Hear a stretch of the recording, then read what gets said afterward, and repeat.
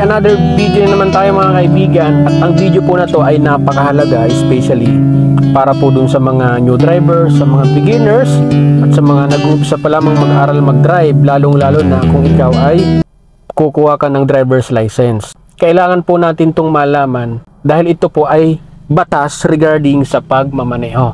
Isa po kasi ito mga kaibigan sa mga tinuturo namin, lalong-lalo na sa mga nagsiseminar, sa mga nagpa-process ng kanilang mga driver's license. So dito po kasi mga kaibigan, mayroon po tayong batas regarding sa pagmamaneho na yung mga nakainom or lasing or nasa impluwensya ng ipinagbabawal na gamot ay bawal po silang magmaneho.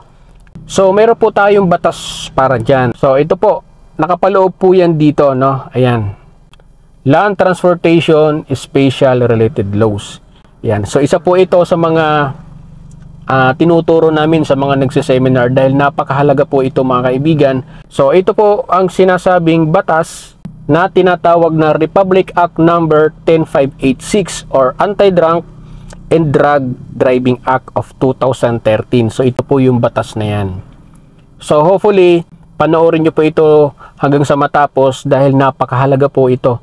Ito po kasi po yung batas na to na may pinakamalaking multa once na tayo ay maaksidente habang tayo ay nagmamaneho, tapos lasing ka or di kaya na may nakatake tayo ng ipinagbabawal na gamot.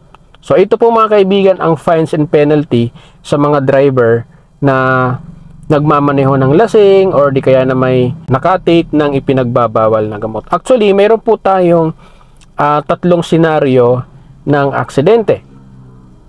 Yan. So kung halimbawa po mga kaibigan, yung aksidente ay wala naman physical injury, walang namatay. So ang possible po na penalty dyan, 3 months imprisonment at pwede po tayong magmulta na 20,000 hanggang 80,000 pesos. Nandito po siya mga kaibigan. Ayan. Batas na po mismo ang nagsasabi niyan. At ito nga po nakalagay dito, naka-indicate po dito sa batas na to kung magkano yung penalty, ang multa. Hindi pa po kasama dito yung mga na-damage. Halimbawa, may na-damage ka, hindi po kasama dyan yung mga ibabayad mo sa mga na-damage na properties.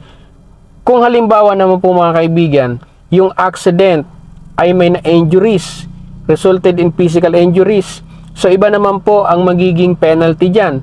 Ang sinasabi po dito regarding sa penalty, so pwede daw makulong ng 3 months imprisonment again at a fine ranging from 100,000 to 200,000 pesos.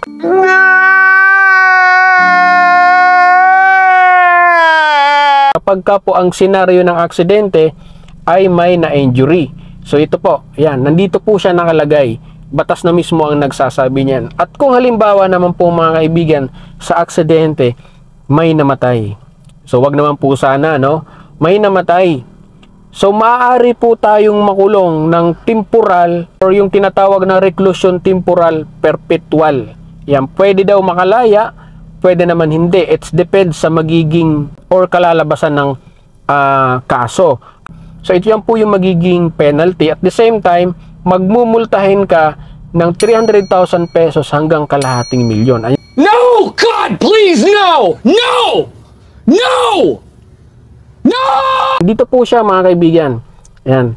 Andito po siya nakalagay sa fines and penalty. Yan. Under Drunk and Drug Driving Act of 2013. So yun po yan. Kaya kung kayo po ay mahilig uminom, tapos magmamaneho pa po tayo, mas maganda po siguro kung pag-isipan po muna natin. Or di kaya na may wag ka na lang mag-drive kung ikaw ay lasing or nakainom. At lalong-lalo na po, wag po tayong gagamit ng ipinagbabawal na gamot. Dahil alam naman natin na bawal po talaga yan. So yun po mga kaibigan, no? Ito po ay mahalagang paalala ko sa inyo, lalong-lalo na po dun sa mga solid followers ko dito sa ating page at sa ating YouTube channel, mga subscribers ko.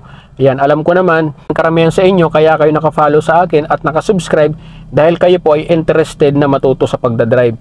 So, kailangan nyo din pong malaman ang batas na to regarding dito sa special laws related from LTO.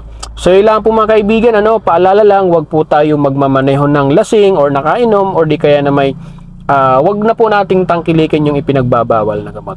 So yun lang. Bye-bye!